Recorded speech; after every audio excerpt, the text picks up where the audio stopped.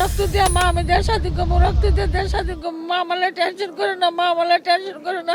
এই কথা বলে বিলাপ করছিলেন জুলাই আগস্ট ছাত্র জনতার বিপ্লবের শহীদ আব্দুর রাকিবের মা অজিফা খাতুন।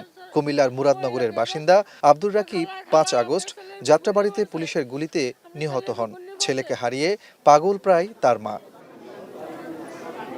একই অবস্থা চট্টগ্রামের পিটিআই অডিটোরিয়ামে জুলাই আগস্ট ছাত্র জনতার বিপ্লবে বিভাগের ১১ জেলার শহীদ ১০৪ পরিবারের। এ সময় শহীদ স্মৃতি ফাউন্ডেশনের প্রধান, নির্বাহী ও সাধারণ সম্পাদককে কাছে পেয়ে কান্নায় ভেঙে পড়েন তারা। আমার ভাই কিন্তু আমার সাথেই ছিল। এখন এত মানুষের ভিড়ে তখন মানবতায় চিন্তা করছি যে আমার ভাই এত মানুষ মরতেছে, আমার ভাই মরলে আর সমস্যা নাই, আমার ভাইয়ের লাশ আমি নিজেই আমার হাতে করে আনছি। আমার ছেলের প্রথম 2টা গুলি করে, গুলি করার পরে আমার ছেলে পলায় যায়, যাওয়ার পরে আবার ধইরা তারা 3টা গুলি করে।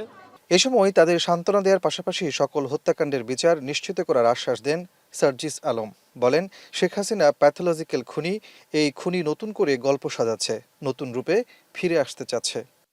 যেই খুনি মানে তার পরিবারের 18 জনের হত্যা নিয়ে 16 বছর ধরে মায়া কান্না করলো, সে যদি এটা মায়া কান্না না করে, সে যদি প্যাথোলজিক্যাল একজন খুনি না হয়, তাহলে তো সে 2000 খুন করতে পারতো না। কোনো একটা জীবনের প্রতি যদি তার এই মায়া থাকে, তাহলে তো আরেকটা জীবন সে ঝরাতে পারতো না।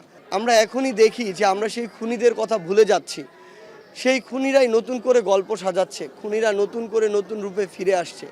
শহীদ পরিবারের সদস্যদের নিয়ে রাজনীতি না করার আহ্বান জানিয়ে এ সময় বৈষম্য বিরোধী ছাত্র আন্দোলনের সমন্বয়করা খুনিদের সর্বোচ্চ শাস্তি নিশ্চিত করার দাবি জানান। পাশাপাশি প্রশাসনকে আরও বেশি কঠোর হওয়ার আহ্বান জানান তারা।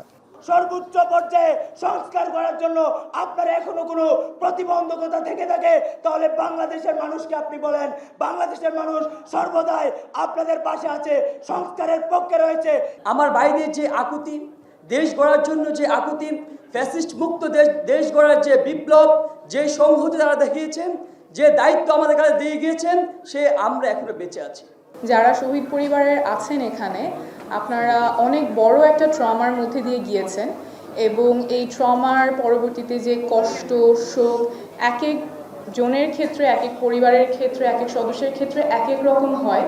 কিন্তু আপনাদের যদি মনে হয় যে এই শোক বা কষ্ট আপনারা নিজেরা সামলে উঠতে পারছেন না, তাহলে আমার অনুরোধ থাকবে আপনারা ফাউন্ডেশনে যোগাযোগ করবেন। প্রথম ধাপে বৃহত্তর চট্টগ্রামের 11 জেলার 105 জন শহীদ পরিবারের মাঝে 5 লাখ টাকা করে আর্থিক সহায়তা দেয় জুলাই স্মৃতি শহীদ ফাউন্ডেশন। পর্যায়ক্রমে বাকিদেরও চেক পৌঁছে দেওয়ার কথা জানান সংশ্লিষ্টরা।